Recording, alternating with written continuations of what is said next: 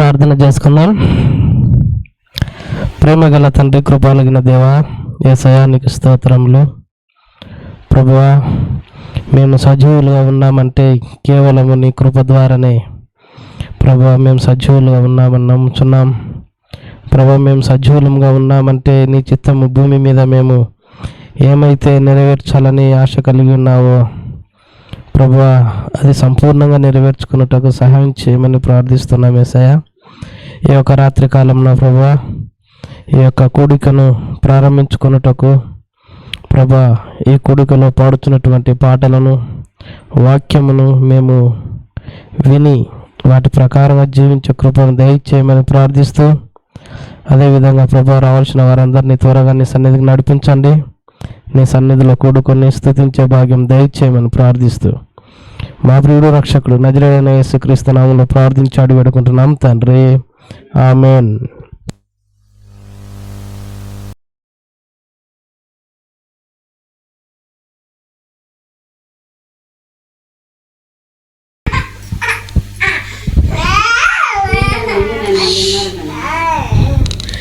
నడిపించు నానావా నడి సాంద్రమున దేవా, నవ జీవన మార్గమున నా జన్మ తరింప నడిపించు నానావా నా జీవిత తీరమున నాయపజయ భారమున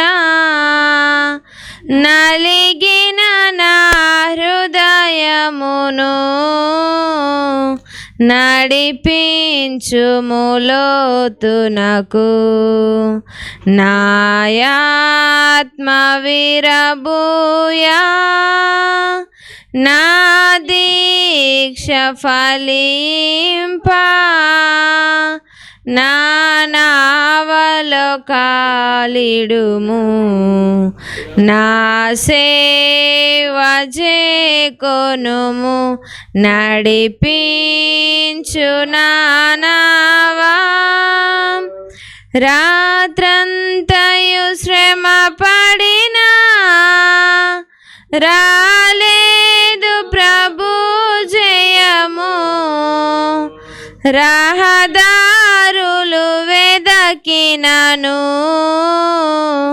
రాదాయేను ప్రతిఫలము, రక్షించు నీ సిలువా రమణీయ లోతులలో, రతనాలను వెదకుటలో రాజిల్లు నా పడవా, నడిపించు నానావా ఆత్మార్పణ చేయకయే ఆశించితిని చెలిమి, అహమును ప్రేమించుచునే అరసితి ప్రభుని కలిమి, ఆశా నిరాశాయే ఆవేదనెదురాయే,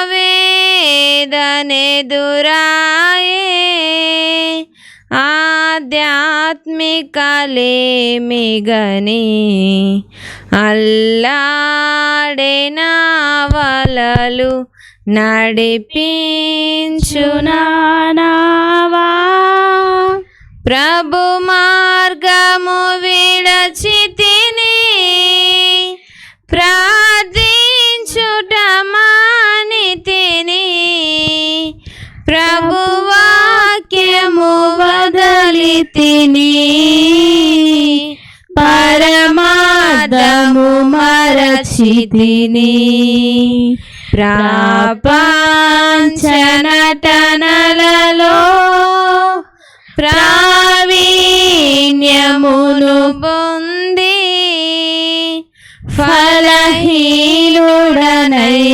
ఇప్పుడు పాటింతు నీ మాట నడిపించు నానావా లోతైన జలములలో లోతున వినబడు స్వరమా లోబడుటయు నేర్పించి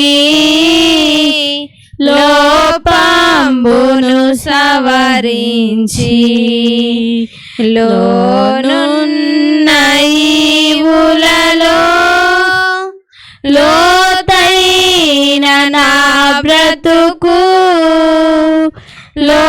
లోపించని అర్పణగా లోకేశ చేయుమయా నడిపించు నానావా ప్రభు యేసుని శిష్యుడనై ప్రభు ప్రేమలో పాదుకొని ప్రకటింతును లోకములో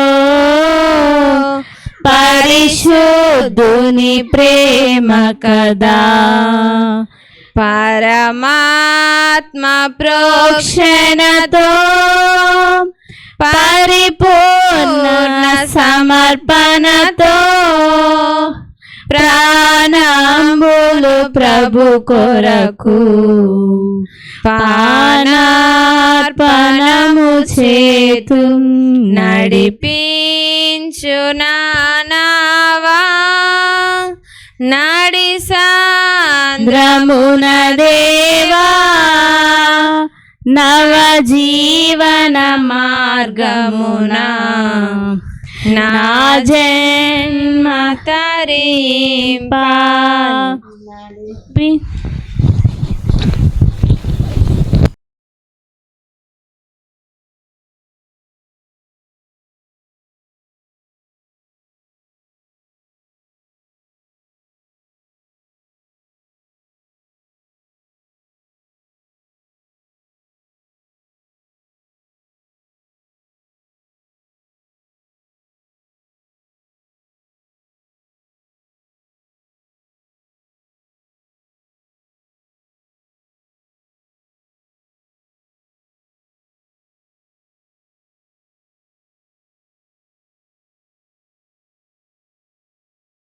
యెహోవా నా బలమా యథార్థమైనది మీ మార్గం పరిపూర్ణమైనది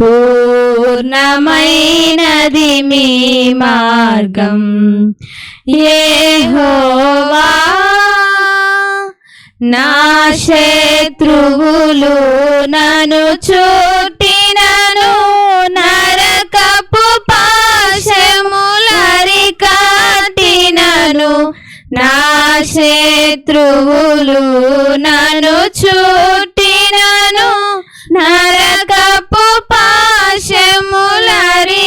పాశములరికట్టినను వరదవలే భక్తిహీనులు పోర్లిన వరదవలే భక్తిహీనులు పోర్లిన విడువక నన్ను ఎడబాయని దేవా విడువక నన్ను ఎడబాయని దేవా యెహోవా నా బలమా యథార్థమైనది మీ మార్గం పరిపూర్ణమైనది మీ మార్గం యెహోవా మరణ పుట్టులలో మరువక మొరలిడ ఉన్నత దుర్గమై రక్షణ శృంగమై మరణ పుట్టులలో మరువక మొరలిడ ఉన్నత దుర్గమై రక్షణ శృంగమై తన ఆలయములో నా మొర వినెను తన ఆలయములో నా మొర వినెను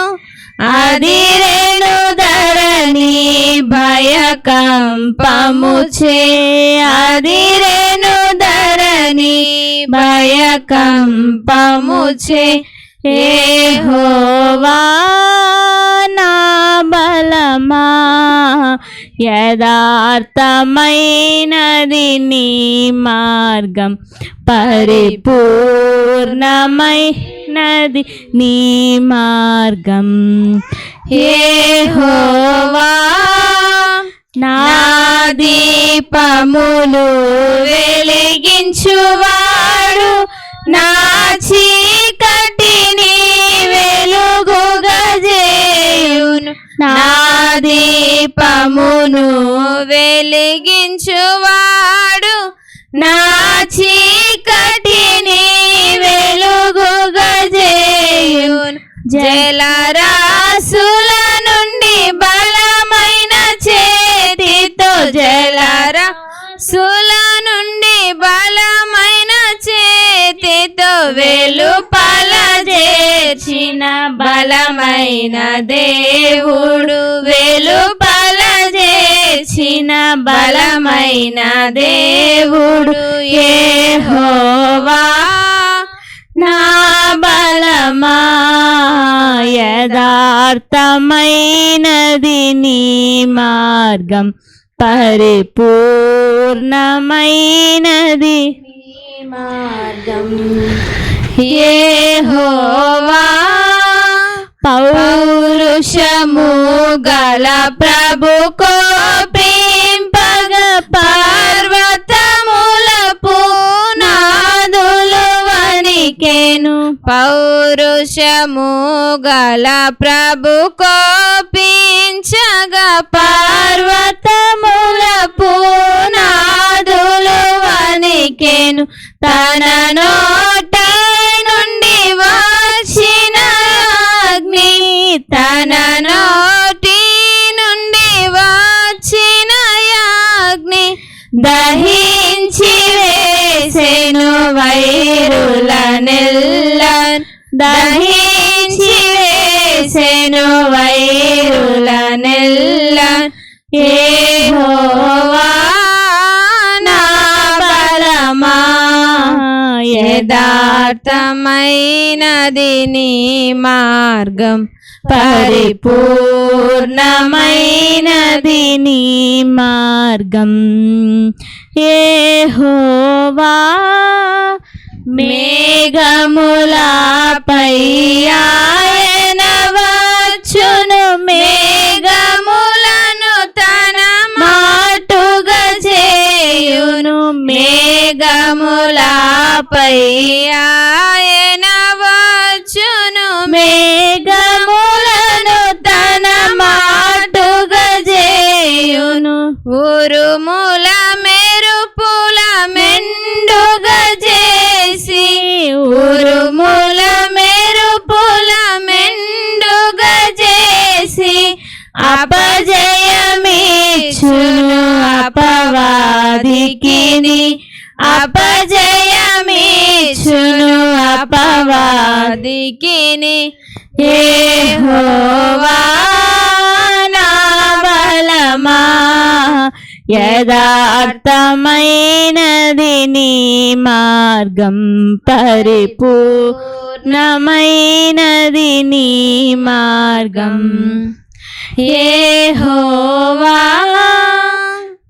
దయగల వారిపై దయ చూపించును కఠినుల ఎడల వికటము చూపును దయగల వారిపై దయ చూపించును కఠినుల ఎడల వికటము చూపును గర్విష్ఠుల యొక్క గర్వము ననుచును గర్విష్ఠుల యొక్క గర్వము ననుచును సర్వము నెరిగిన సర్వాధికారి సర్వము నెరిగిన సర్వాధికారి యెహోవా నా బలమా యథార్థమైనది నీ మార్గం పరిపూర్ణమై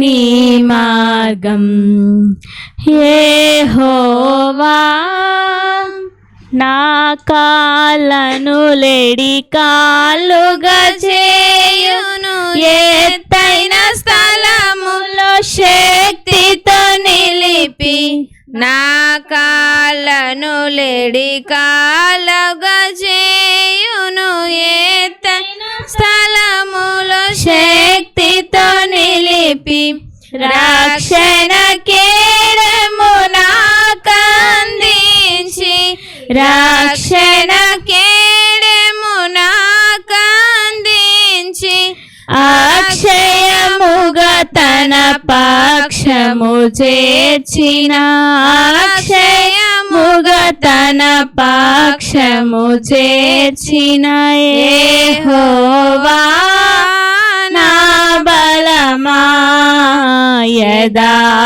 యథార్థమైనది నీ మార్గం పరిపూర్ణమైనది నీ మార్గం యెహోవా యెహోవా జీవము గల దేవా బహుగా స్తుతులకు అర్హుడ నీవు యెహోవా జీవము గల దేవా బహుగా స్తుతులకు అర్హుడ నీవు అన్యజనులలో ధన్యత చూపుచు అన్యజనులలో ధన్యత చూపుచు హల్లెలూయా స్తుతి గానము చేసేద హల్లెలూయా స్తుతి గానము చేసేద యెహోవా నా బలమా యథార్థమైనది నీ మార్గం పరిపూర్ణమైనది నీ మార్గం యెహోవా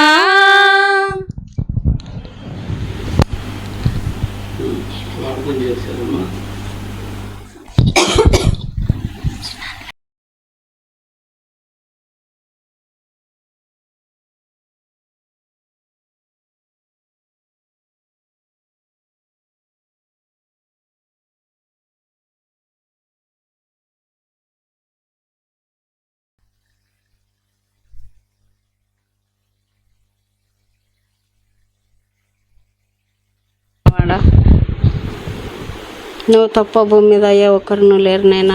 అవును తండ్రి, అడిగే వాటినంటే ప్రభా ఊహించని వాటికంటే ప్రభా ఎక్కువ ఇచ్చి నువ్వు మహిమ పొందే దేవుడవు తండ్రి.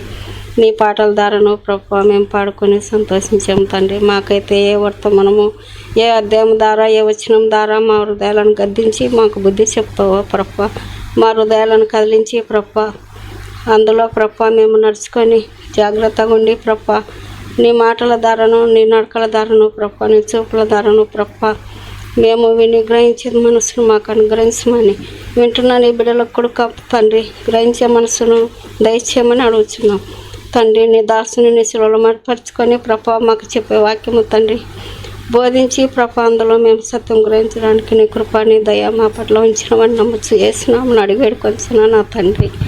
ఆమేన్.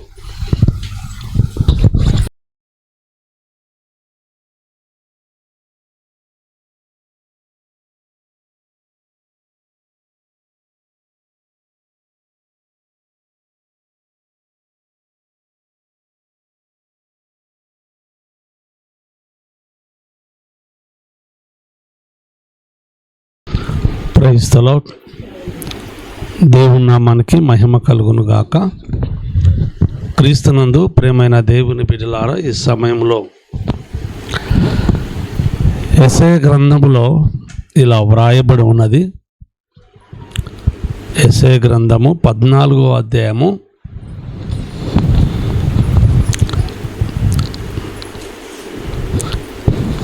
26వ వచనాన్ని మాత్రమే చదువుకుందాం. సర్వలోకమును గూర్చి నేను చేసిన ఆలోచన ఇదే, నేను చేసిన ఆలోచన ఇదే, జనముల అందరి మీద చాపబడిన బాహు ఇదే. చాలమ్మా. ఈ సమయంలో దేవుని యొక్క ఆలోచన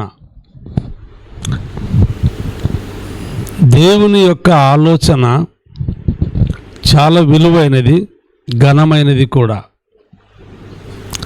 దేవుడు ఆలోచన ఏ విధంగా చేస్తాడు, ఆయనకున్న ఆలోచన మనం కూడా తెలుసుకోవడానికి కొద్ది సమయాన్ని మనము కేటాయించుకున్నాము.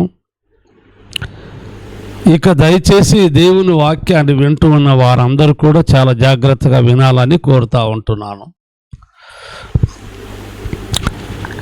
దేవుడు చేసే ఆలోచన ఎప్పటికీ చెడిపోదు. దేవుడు చేసే ఆలోచన ఎప్పటికీ చెడిపోదు. ఆయన ఆలోచన విలువైనది, ఘనమైనది, ప్రయోజనకరమైనది. అందుకు మనము కూడా ఎన్నో ఆలోచనలు చేస్తాం, కానీ మన ఆలోచనలు అప్పటికప్పటికే చెడిపోతూ ఉంటాయి. మన ఆలోచనలు మనతో ఏకీభవించవు. మన ఆలోచనలు మనకు పనికిరావు. కానీ దేవుడు చేశాడు ఒక ఆలోచన అంటే అది ఆది అంతము వరకు కూడా నెరవేరేదిగా ఉంటుంది. ఆయన ఆలోచన ఫలించేదిగా ఉంటుంది. ఆయన ఒక ఆలోచన చేశాడు అని అంటే భూగోళం అంతటికి కూడా విలువైనదిగానే ఉంటుంది. అయితే ఇక్కడ ఇలా రాయబడి ఉన్నది, జనులందరి మీద. అంటే దేవుడు చేసిన ఆలోచన జనులందరి మీద ఆయన బాహు చాపబడినట్టు, తరువాత వారందరి జీవితాలను ఆయన రక్షించటానికి తన బాహు చాపినట్టుగా మనం చూస్తూ ఉంటున్నాం. ప్రియ దేవుని బిడ్డలారా, సహోదరులారా, సహోదరులారా, దేవుడు ఆలోచన ఎంతమందిని గురించి చేశాడు అని అంటే భూమి మీద ఉన్న సర్వమానవులను గురించి చేశాడు. భూమి మీద ఉన్న సర్వ ప్రజలను గూర్చి ఆయన ఆలోచన చేశాడు. ఆయన ఆలోచనల్లో చాలా మట్టుకు విలువ ఉంది. ఆయన ఎందుకొరకు ఆలోచన చేశాడు? ఆయన కొరకు మాత్రం ఆలోచన చేయలేదు, లేక తన కొరకు మాత్రము ఆలోచన చేయలేదు. ఆయన తన రాజ్యము కొరకు ఆలోచన చేయలేదు. ఇలా రాయబడి ఉన్నది, జనులందరి మీద అని అంటే ప్రజలందరి మీద, భూమి మీద ఉన్న సర్వమానవుల మీద ఆయన ఆలోచన చేసి ఆయన జనులందరి మీద బాహు చాపినట్టుగా మనం చూస్తూ ఉంటున్నాం. అయితే ఏ విధంగా ఉంటుంది అని అంటే అదే యెషయా గ్రంథంలో మనం ఒక మాట చదువుకుందాము. 9వ అధ్యాయము 6వ వచనాన్ని చదువుకుందాం. ఏలయనగా మనకు శిశువు పుట్టెను, మనకు కుమారుడు అనుగ్రహింపబడెను, ఆయన భుజముల మీద రాజ్యభారం ఉండెను. ఆశ్చర్యకరుడు, ఆలోచనకర్త, బలవంతుడైన దేవుడు, నిత్యుడగు తండ్రి, సమాధానకర్తయగు అధిపతి అని ఆయనకు పేరు పెట్టబడింది. దేవుని బిడ్డలారా గమనించండి, ఇక్కడ మనం చూస్తూ ఉంటున్నాము ఆయన చేసిన ఆలోచన ఏమిటిది అంటే మనకు కుమారుడు అనుగ్రహింపబడటానికి ప్రజలందరికీ కూడా, భూమి మీద ఉన్న జనములందరికీ ఒక కుమారుడు అవసరము. ఆ కుమారుడు ఎవరు అనగా దేవుని కుమారుడు. అందుకు అక్కడ రాయబడి ఉన్నది, మొదటి మాట ఏమని రాయబడి ఉన్నది? ఏలయనగా మనకు శిశువు పుట్టెను, కుమారుడు అనుగ్రహింపబడెను, ఆయన భుజముల మీద రాజ్యభారము ఉండెను. అయితే జనుల భారము అని మనం ఇక్కడ జ్ఞాపకం చేసుకుందాం, లేక ప్రజల భారము ఆయన భుజముల మీద ఉన్నది అని మనం జ్ఞాపకం చేసుకుందాం. రాజ్యభారము అనగా ప్రజల భారము, జనుల భారము అని అర్థం.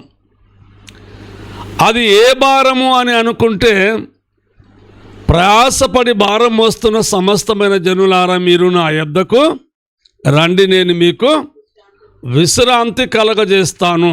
ప్రజల భారము, రాజ్య భారము, జనుల భారము దేవుని మీద ఉన్నది. భుజముల మీద అని అనగా దేవుని బలము మీద అనగా దేవుని కుమారుని మీద ఉంది.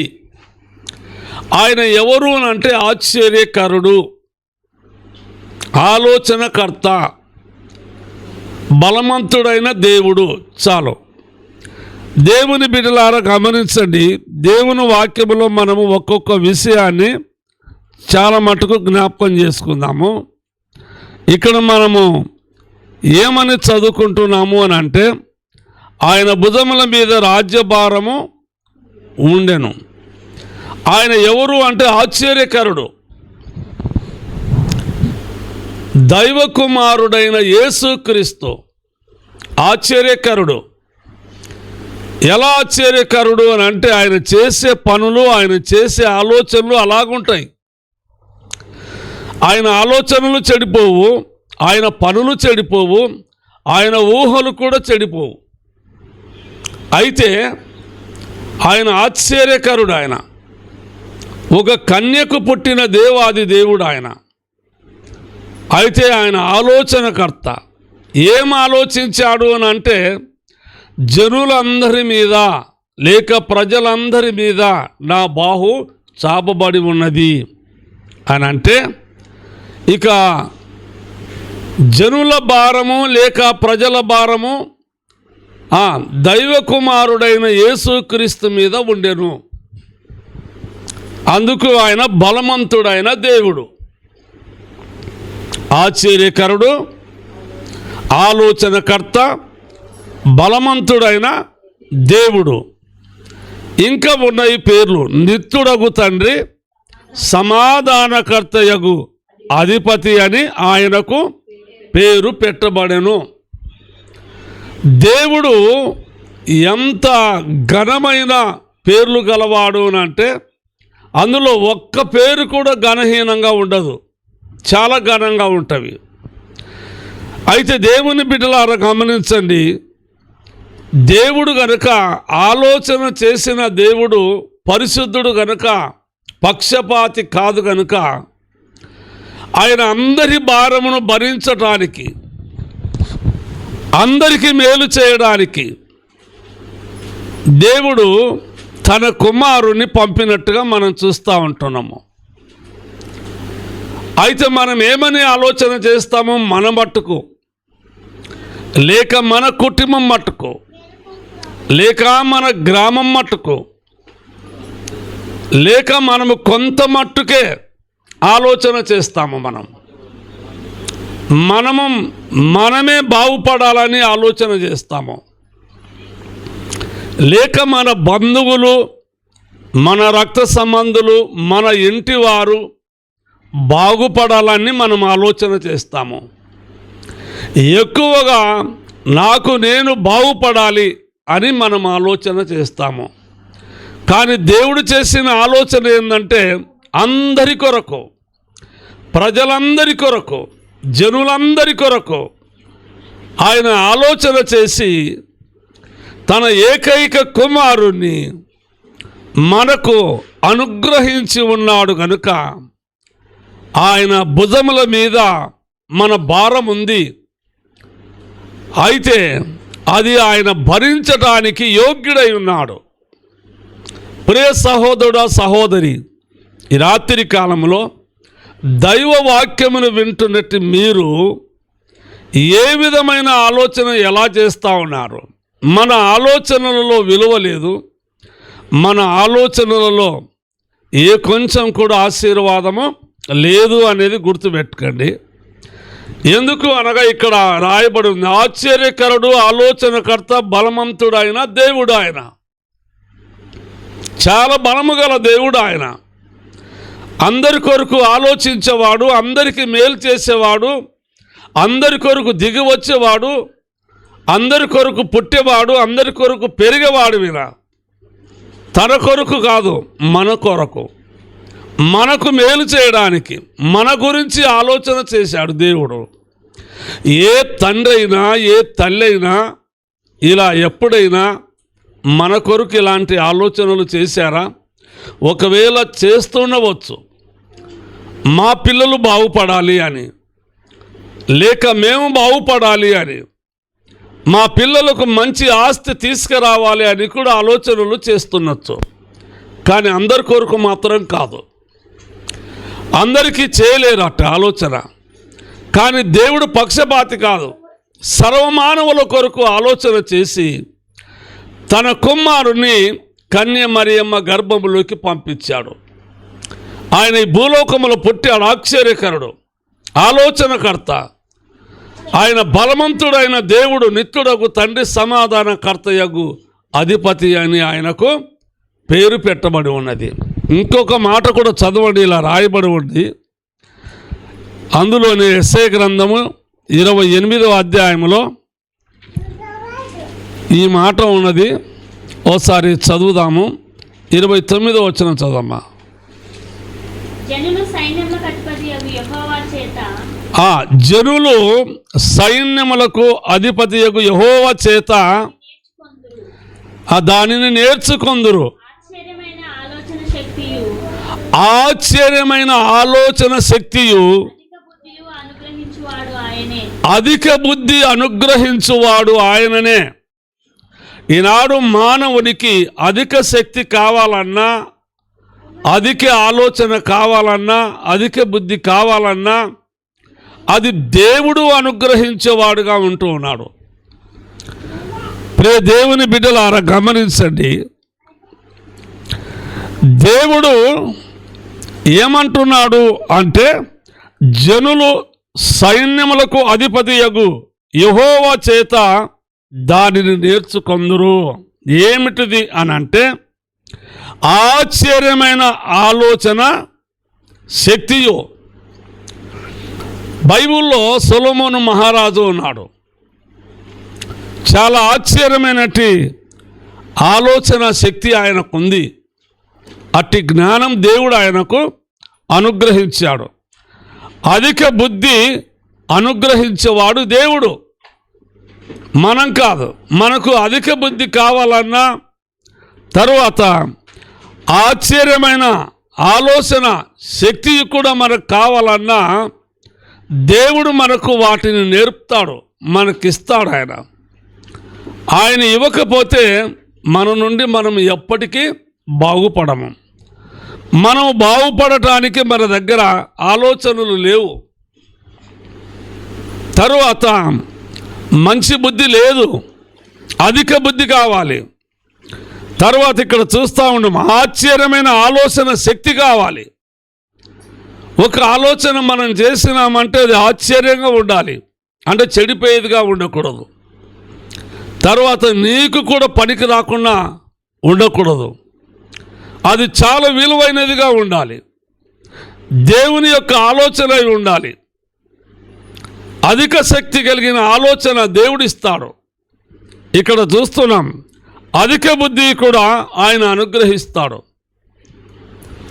ఎక్కువగా మనము బుద్ధి జ్ఞానములు కలిగి ఉండాలన్నా కూడా దేవుడు మనకు అనుగ్రహిస్తాడు.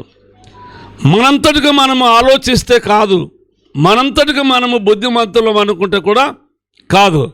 ఇక్కడ అంటా ఉన్నాడు, జనులు సైన్యములకు అధిపతి యెహోవా చేత దానిని నేర్చుకుంటారు. దేవుని దగ్గర నేర్చుకోవాలి. మనం దేవుడిచ్చేది మనం పొందాలి. దేవుడిచ్చేది మనకు కావాలి. ఆయన ఏం చేస్తాడు అని అంటే ఆశ్చర్యమైన ఆలోచన శక్తిని ఇస్తాడు దేవుడు. తరువాత అధిక బుద్ధిని మనకు అనుగ్రహిస్తాడు. అది మనము చెడిపోవటానికి కాదు, మనం ఏదో పాపం చేయడానికి కాదు, మనము మనసులను ముంచడానికి కాదు, లేక మనసులకు ఏదో వ్యతిరేకంగా చేయటానికి కూడా కాదు. ఈ అధికమైన ఆశ్చర్యమైన ఆలోచన శక్తి అందరి కొరకు. మరి ఇక్కడ అధిక బుద్ధి కూడా మనకు అందరికీ కూడా మనలో అవసరమైనదిగా దేవుడు మనకు నేర్పిస్తాడు. అది మనలో సమకూరుస్తాడు కూడా.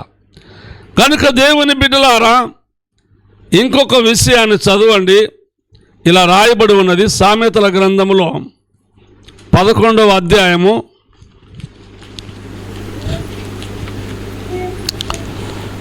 14వ వచనం చదవండి. నాయకులు లేని జనులు చెడిపోవుదురు. న్యాయకులు లేని జనులు చెడిపోతారు. ఆలోచనకర్తలు అనేకులు ఉండుట రక్షణకు కారణం. ప్రతి ఇంటిలో కావచ్చు, ప్రతి గ్రామంలో కావచ్చు, ప్రతి దేశంలో కావచ్చు, ఆలోచనకర్తలు కావాలి. ఆలోచనకర్తలు కావాలి. గనుక అనేకులు రక్షణ పొందుతారు. ఒక్కరు కాదు, ఇద్దరు కాదు. దేశంలో ఆలోచన కర్తలు ఉండాలి, ఆలోచించే కర్తలు ఉండాలి. అది మంచి ఆలోచన, ఆశ్చర్యమైన శక్తినిచ్చే ఆలోచన. ఆ ఆలోచన కర్తలు ఉండుట ద్వారా అనేకులు రక్షణ పొందటానికి కారణమవుతా ఉంది. ఇంకొక మాట కూడా చదవండి, ఎంత చక్కగా ఈ మాట ఉంటుంది అంటే చూడండి. 92వ కీర్తన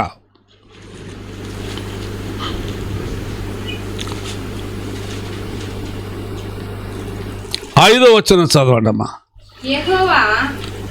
యెహోవా నీ కార్యములు ఎంత దొడ్డవి, నీ ఆలోచనలు అతి గంభీరములు. చాలమ్మా.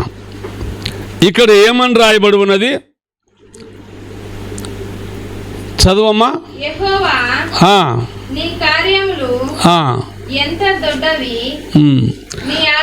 92:5 చదువుతున్నావమ్మా.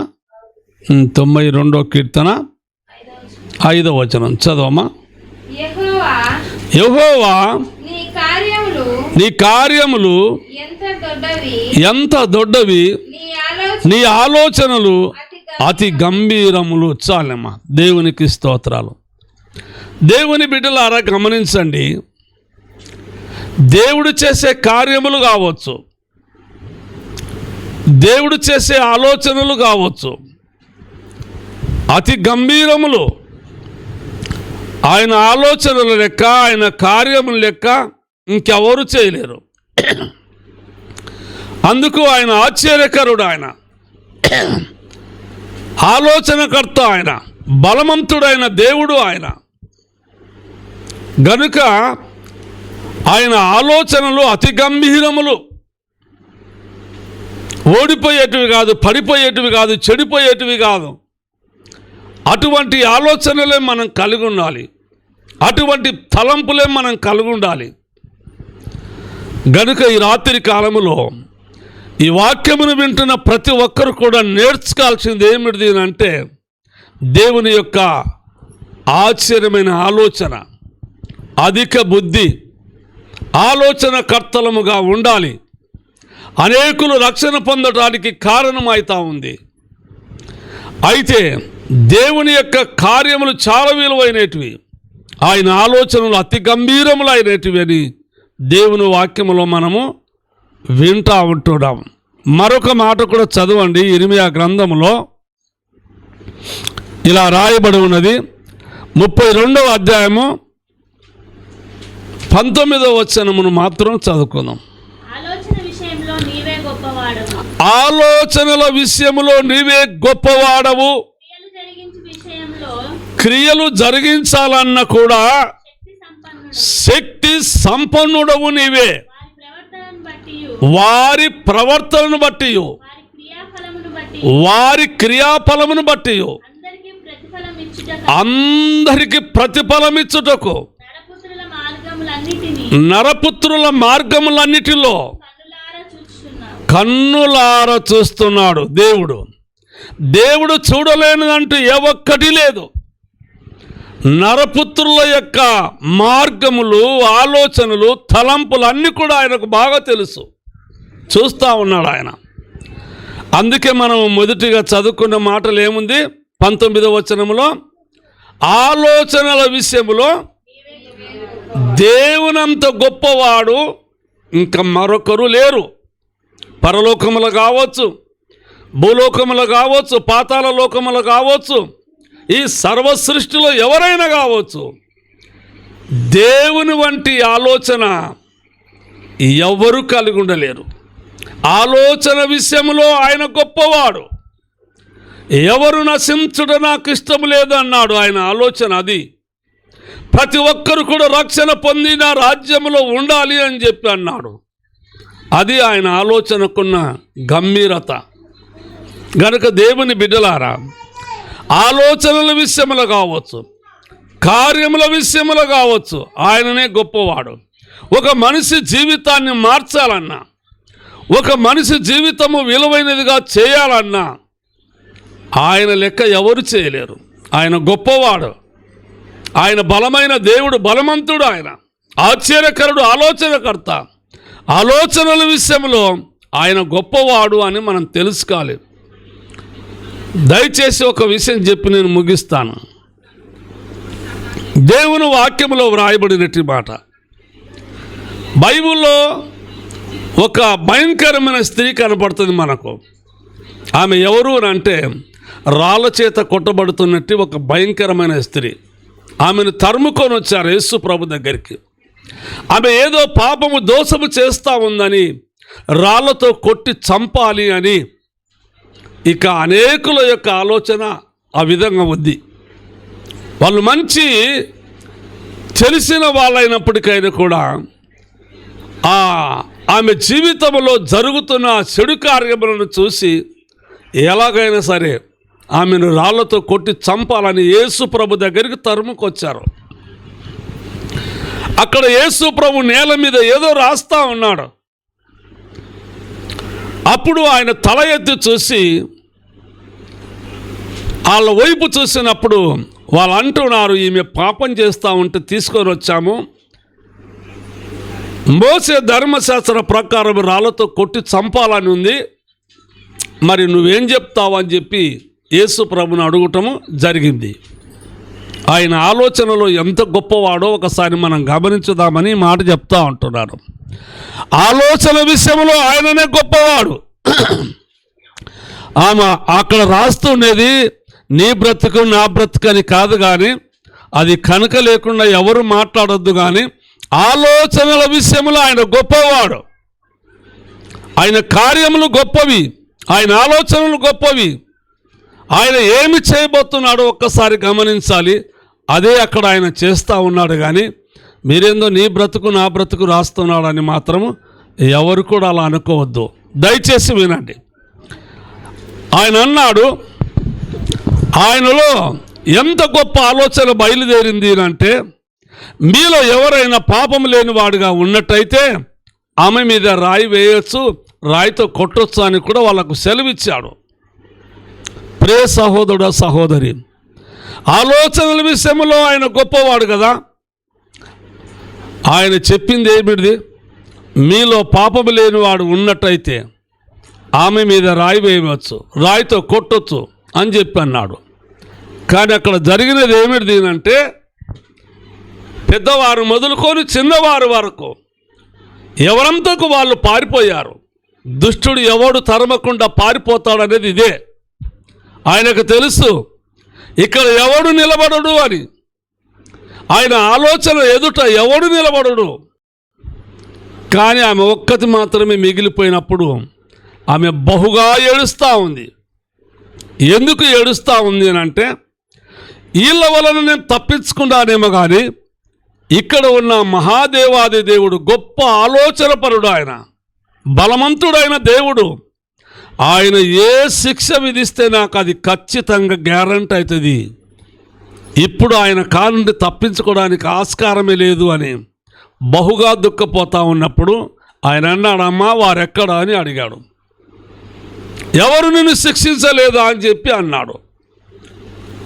అప్పుడు ఆమె అనింది, ఎవరు నన్ను శిక్షించలేదు ప్రభువా అని చెప్పడం జరిగింది. అప్పుడు ఆయన అంటా ఉన్నాడు, చూడండి ఆలోచనల విషయంలో ఎంత గొప్పవాడంటే, నేను కూడా నిన్ను శిక్షించనమ్మా అన్నాడు. దేవునికి స్తోత్రం, హల్లెలూయా. నేను కూడా నిన్ను శిక్షించను. అది ఆయన ఆలోచన. వాళ్ళలాంటి వాడని కాదు, వాళ్ళలాంటి ఆలోచన కలిగి ఉన్న వాడని కాదు, ఎవరు బ్రతుకో రాస్తున్నానని కాదు, అందరు బ్రతుకు అలా ఉంది, అందరి కొరకు నా బాహు చాపబడి ఉన్నది, అందరిని బాగు చేయటానికే వచ్చాను కానీ చెడగొట్టడానికి కాదు. నేను కూడా నిన్ను శిక్షించను. ఇక వెళ్ళమ్మా, వెళ్ళి పాపం చేయకాకు అని చెప్పి ఆమెతో చెప్పడం జరిగింది. ఆ గొప్ప ఆలోచన ఆమె మనసులో పెట్టుకొని, దేవుడు ఆశ్చర్యకరుడు, ఆలోచనకర్త, బలవంతుడైన దేవుడు, ఆలోచనల విషయంలో ఆయన తప్ప గొప్పవారు ఎవరూ లేరు అని ఆమె బ్రతికినంత కాలము ఆయనను చాటించింది, ఆయనను బయలుపరిచింది, ఆయనను ప్రకటించింది. దేవుని ఆలోచన ఎంత గొప్పది అంటే ఆమె చెప్పింది, చాటించింది. దేవుడు ఆలోచనల విషయంలో గొప్పవాడు, అందరి మీద ఆయన ప్రేమ చూపేవాడు, అందరి మీద దయ చూపేవాడు, అందరి మీద కరుణ చూపేవాడు, అందరిని క్షమించేవాడు, అందరిని తన రాజ్యమునకు వారసులుగా చేసే దేవుడు ఆయన తప్ప ఎవరు కూడా గొప్పవాళ్ళు కాదు అని ఆమె ఎంతగానో దేవునికి లోబడి దేవుని మహిమపరిచింది. ప్రియ సహోదరుడా, సహోదరి, ఈ రాత్రి కాలంలో ఈ మాటలు వింటూ ఉన్నప్పుడు నీవు నీ జీవితంలో, నీ ఇంటిలో ఏముంటే సరిపోతుందో ఒకసారి ఆలోచించుకొని, ఆలోచనల విషయంలో దేవుడు గొప్పవాడు. ఆయన ఏ కార్యం చేసినా గొప్పది, ఏ ఆలోచన చేసినా కూడా ఆయన గొప్పవాడే. మనుషుల జీవితాలు బాగా అయితేవి, మనుషులు యేసు ప్రభు లాంటి వాళ్ళుగా మారిపోతారని ప్రభునామమున తెలియచేస్తూ ఉంటున్నాను. ఈ వాక్యం ద్వారా సకల ప్రజలు కూడా బాగుపడదురుగాక. ప్రార్థన చేసుకుందాం. పరిశుద్ధుడవైన మా తండ్రి, నీకు స్తోత్రాలు. నీ కుమారుడైన యేసుక్రీస్తు దివ్యనామమున నేను స్తుతిస్తున్నాం. ఈ రాత్రి కాలంలో ఆలోచనల విషయముల గురించి మీరు మాతో మాట్లాడి ఉన్నారు.